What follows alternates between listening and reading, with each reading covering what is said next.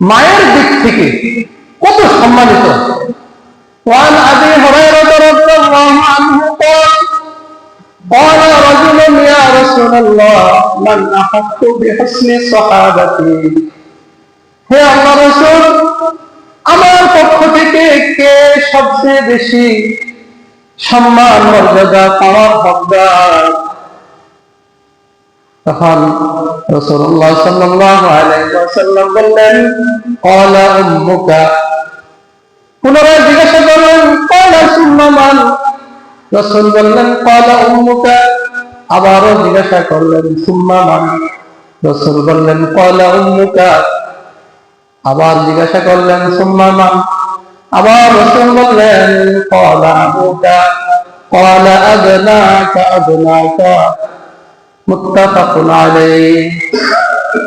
হাদিসের মধ্যে নবী করিম সাল্লাল্লাহু আলাইহি ওয়াসাল্লাম বলেছেন, একজন ব্যক্তির পক্ষ থেকে সবচেয়ে বেশি সম্মানিত, সবচেয়ে বেশি মর্যাদাবান হচ্ছেন তার মা। তারপর বলছেন তার মা, আবারও বলছেন তার মা। তিনবার মায়ের কথা বলার পরে তারপরে বলেছেন তার বাবা, তারপরে অন্যান্য মানুষ।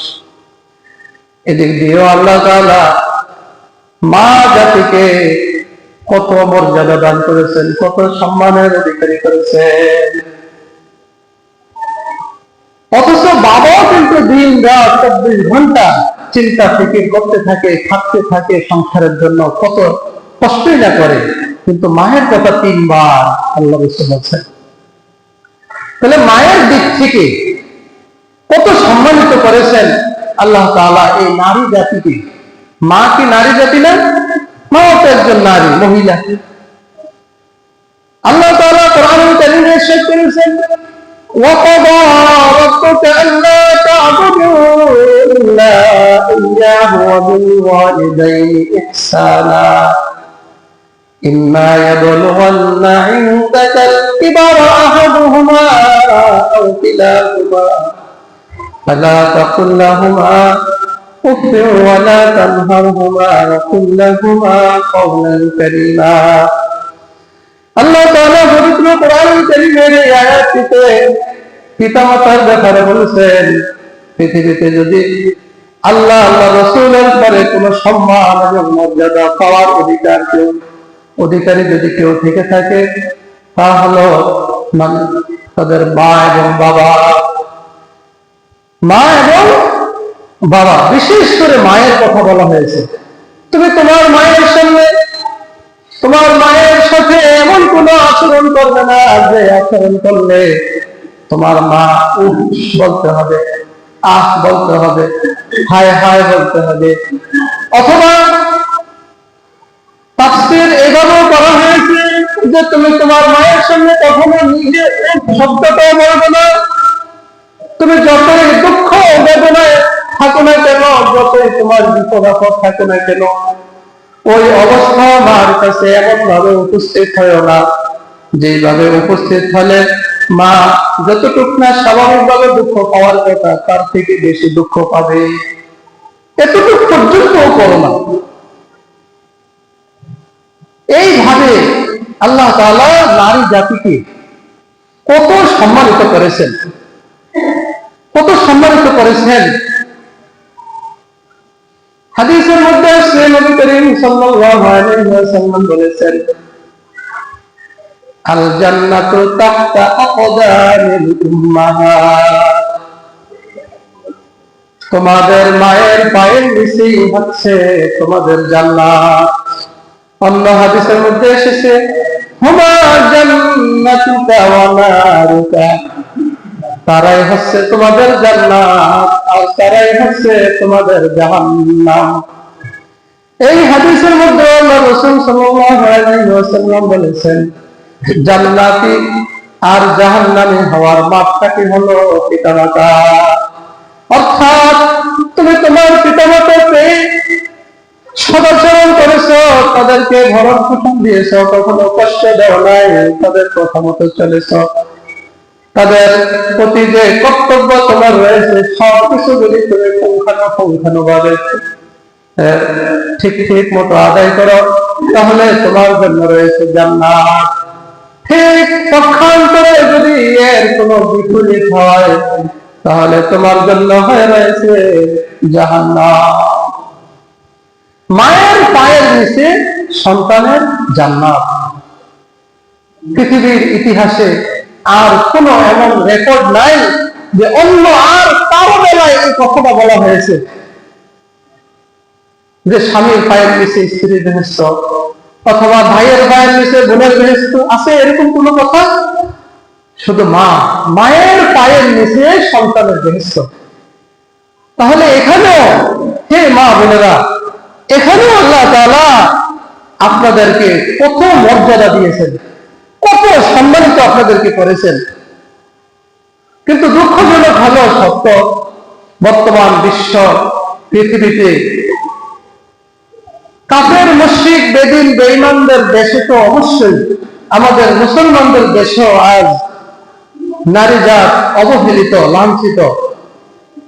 যাদের মাধ্যমে লাঞ্ছিত, অবহেলিত, তারাই নিজেদেরকে নারীবাদী বলে আখ্যায়িত করে, তারাই নিজেরা নারী সংস্কার করে বলে বেড়ায়। তারা চায় যে এই নারী যেন পুরুষদের মতো করে সবসময় রোডে ঘাটে, হাট বাজারে, অফিস আদালতে, সব জায়গায় যেন সমভাবে বসে। তাদের কথা হলো এটা হলো সমান অধিকার। অথচ আল্লাহ তাআলা, আমাদের সৃষ্টিকর্তা আল্লাহ তাআলা ভালো জানেন পুরুষদেরকে কিভাবে রাখলে, পুরুষদেরকে কোন অধিকার আর মর্যাদা দিলে, নারীদেরকে কি অধিকার আর কি মর্যাদা দিলে সমন্বয় হবে, পৃথিবীর যে নিজাম, সেই নিজাম ঠিক থাকবে, এটা কে বেশি জানেন? আমার আল্লাহ যেহেতু সৃষ্টিকর্তা, পালনকর্তা, রিজিকদাতা, তিনি তো সবচেয়ে বেশি জানেন, ঠিক কিনা বলেন?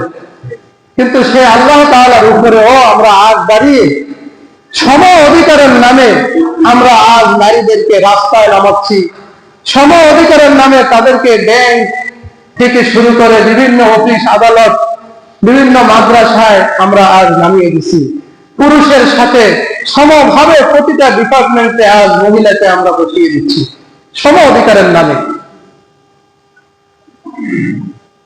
অথচ যেই সমস্ত মহিলা আজ, যে সমস্ত নারী আজকে এই সম অধিকারের নামে বাড়ি থেকে বের হলো, তাদের মাধ্যমেই এই পৃথিবীতে যত ফিতনা, যত ডিভোর্স, যত তালাক, যত পুরুষ কর্তৃক নারী নির্যাতন, এদের উপরই বেশি হচ্ছে, এদের ক্ষেত্রেই আজ বেশি হচ্ছে।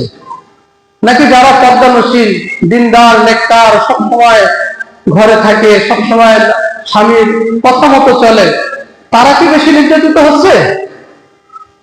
তারা তো নির্যাতিত হয় নাই। আজ এই দশা কেন? আল্লাহ তাআলার কোরআনের যে বিধান, এগুলো আজ আমরা অবাধ্য হয়ে ফেলছি, মানছি না, যার কারণে এই অবস্থা।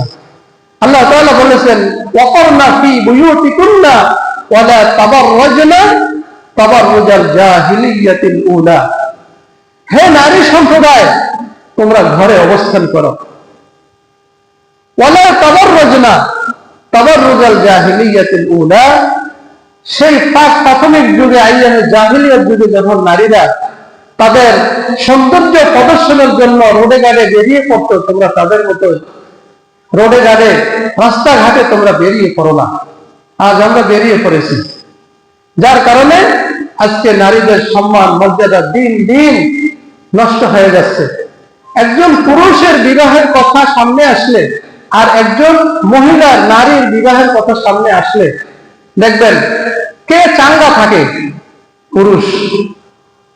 সে যদি আগে একটা বিবাহ করাও থাকে, ইচ্ছে করলেই অবিবাহিত একটা মেয়ে বিবাহ করতে পারতেছে নির্দ্বিধায়। কিন্তু একটা মেয়ে যদি বিবাহের পরে কোনো কারণবশত তালাক হয় বা ডিভোর্স হয়, এই মেয়ের পক্ষে আর সম্ভব হয় না একজন অবিবাহিত পুরুষের কাছে বিবাহ হওয়া, অসম্ভব হয়ে দাঁড়ায়।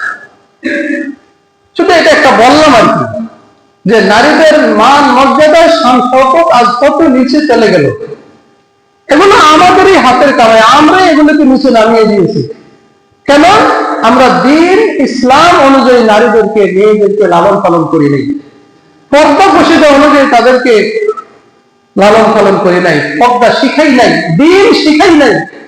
যেভাবে ইচ্ছা সেভাবেই আমরা ছেড়ে দিয়েছি, যার কারণে দাম অনেক সস্তা হয়ে গেছে, অনেক সস্তা হয়ে গেছে। সম্মানিত হাজিরিন, বলছিলাম নারীর মর্যাদা সম্পর্কে, কন্যা সম্পর্কে নারীর মর্যাদা, মা হিসেবে একজন নারীর মর্যাদা,